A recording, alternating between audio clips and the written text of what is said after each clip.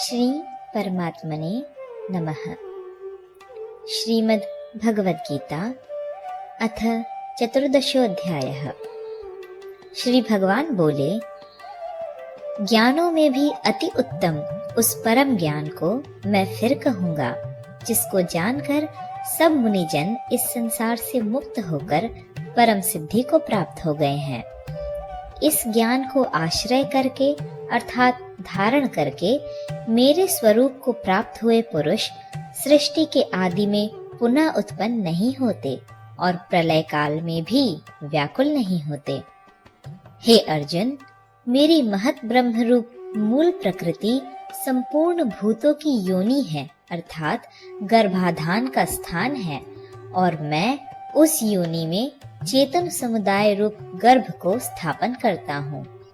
उस जड़ चेतन के संयोग से सब भूतों की उत्पत्ति होती है। हे अर्जुन, नाना प्रकार की सब योनियों में जितनी मूर्तियां अर्थात शरीरधारी प्राणी उत्पन्न होते हैं, प्रकृति तो उन सब की गर्भ धारण करने वाली माता है और मैं बीज को स्थापन करने वाला पिता हूँ। हे अर्जुन, सत्वगुण, रजोगुण और तमोगुण ये प्रकृति से उत्पन्न तीनों गुण अविनाशी जीवात्मा को शरीर में बांधते हैं। हे निष्पाप, उन तीनों गुणों में सत्व गुण तो निर्मल होने के कारण प्रकाश करने वाला और विकार रहित है। वह सुख के संबंध से और ज्ञान के संबंध से अर्थात उसके अभिमान से बांधता है। हे अर्जुन, राग रूप रजोगुण को कामना और आसक्ति से उत्पन्न जान। वह इस जीवात्मा को कर्मों के और उनके फल के संबंध से बांधता है। हे अर्जुन, सब देहाभिमानियों को मोहित करने वाले तमोगुण को तो अज्ञान से उत्पन्न जान। वह इस जीवात्मा को प्रमाद, आलस्य और निद्रा के द्वारा बांधता है। हे अर्जुन, सत्वगुण सुख में लगाता है और रजोगुण कर्म में तथा तमोगुण तो ज्ञान को ढककर प्रमाद में भी लगाता है। हे अर्जुन, रजोगुण और तमोगुण को दबाकर सत्वगुण, सत्वगुण और तमोगुण को दबाकर रजोगुण, वैसे ही सत्वगुण और रजोगुण को दबाकर तमोगुण होता है अर्थात बढ़ता है। जिस समय इस देह में तथा अंतःकरण और इंद्रियों में चेतनता और विवेक शक्ति उत्पन्न होती है, उस समय ऐसा जानना चाहिए कि सत्वगुण बढ़ा है। हे अर्जुन, रजोगुण के बढ़ने पर लोभ, प्रवृत्ति, स्वार्थ बुद्धि से कर्मों का सकाम भाव से आरंभ, अशांति और विषय भोगों की लालसा ये सब उत्पन्न होते हैं। हे अर्जुन, तमोगुण के बढ़ने पर अंतःकरण और इंद्रियों में अप्रकाश, कर्तव्य कर्मों में अप्रवृत्ति और प्रमाद अर्थात व्यर्थ चेष्टा और निद्रादि अंतःकरण की मोहिनी वृत्तियां ये सब ही उत्पन्न होते हैं। जब यह मनुष्य सत्व गुण की वृद्धि में मृत्यु को प्राप्त होता है, तब तो उत्तम कर्म करने वालों के निर्मल दिव्य स्वर्गादि लोकों को प्राप्त होता है। रजोगुण के बढ़ने पर मृत्यु को प्राप्त होकर कर्मों की आसक्ति वाले मनुष्यों में उत्पन्न होता है तथा तमोगुण के बढ़ने पर मरा हुआ मनुष्य कीट, पशु आदि मूढ़ योनियों में उत्पन्न होता है। श्रेष्ठ कर्म का तो सात्विक अर्थात सुख, ज्ञान और वैराग्य आदि निर्मल फल कहा है। राजस कर्म का फल दुख एवं तामस कर्म का फल अज्ञान कहा है। सत्व गुण से ज्ञान उत्पन्न होता है और रजोगुण से निस्संदेह लोभ तथा तमोगुण से प्रमाद और मोह उत्पन्न होते हैं और अज्ञान भी होता है।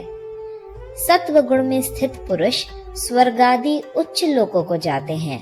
रजोगुण में स्थित राजस पुरुष मध्य में अर्थात मनुष्य लोक में ही रहते हैं और तमोगुण के कार्य रूप निद्रा, प्रमाद और आलस्यादि में स्थित तामस पुरुष अधोगति को अर्थात कीट, पशु आदि नीच योनियों को तथा नरकों को प्राप्त होते हैं।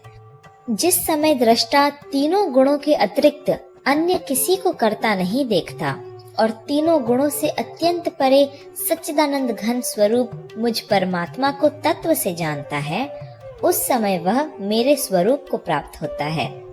यह पुरुष शरीर की उत्पत्ति के कारण रूप इन तीनों गुणों को उल्लंघन करके जन्म, मृत्यु, वृद्धावस्था और सब प्रकार के दुखों से मुक्त हुआ परमानंद को प्राप्त होता है। टिप्पणी: बुद्धि, अहंकार और मन तथा 5 ज्ञानेंद्रियां, 5 कर्मेंद्रियां, 5 भूत, 5 इंद्रियों के विषय, इस प्रकार इन 23 तत्वों का पिंड रूप यह स्थूल शरीर प्रकृति से उत्पन्न होने वाले गुणों का ही कार्य है। इसलिए इन तीनों गुणों को इसकी उत्पत्ति का कारण कहा है। अर्जुन बोले, इन तीनों गुणों से अतीत पुरुष किन किन लक्षणों से युक्त होता है और किस प्रकार के आचरणों वाला होता है, तथा हे प्रभु, मनुष्य किस उपाय से इन तीनों गुणों से अतीत होता है? श्री भगवान बोले, हे अर्जुन, जो पुरुष सत्व गुण के कार्य रूप प्रकाश को और रजोगुण के कार्य रूप प्रवृत्ति को तथा तमोगुण के कार्य रूप मोह को भी न तो प्रवृत्त होने पर उनसे द्वेष करता है और न निवृत्त होने पर उनकी आकांक्षा करता है, जो साक्षी के सदृश स्थित हुआ, गुणों के द्वारा विचलित नहीं किया जा सकता और गुण ही गुणों में बरतते हैं, ऐसा समझता हुआ, जो सच्चिदानंद घन परमात्मा में एक ही भाव से स्थित रहता है एवं उस स्थिति से कभी विचलित नहीं होता, जो निरंतर आत्म भाव में स्थित, दुख सुख को समान समझने वाला, मिट्टी, पत्थर और स्वर्ण में समान भाव वाला, ज्ञानी, प्रिय तथा अप्रिय को एक सा मानने वाला और अपनी निंदा स्तुति में भी समान भाव वाला है, जो मान और अपमान में सम है, मित्र और वैरी के पक्ष में भी सम है एवं संपूर्ण आरंभों में कर्तापन के अभिमान से रहित है, वह पुरुष गुणातीत कहा जाता है। और जो पुरुष अव्यभिचारी भक्ति योग के द्वारा मुझको निरंतर भजता है, वह भी इन 3 गुणों को भली भांति लांघ कर सच्चिदानंद घन ब्रह्म को प्राप्त होने के लिए योग्य बन जाता है, क्योंकि उस अविनाशी पर ब्रह्म का और अमृत का तथा नित्य धर्म का और अखंड एक रस आनंद का आश्रय मैं हूँ। 14वां अध्याय समाप्त।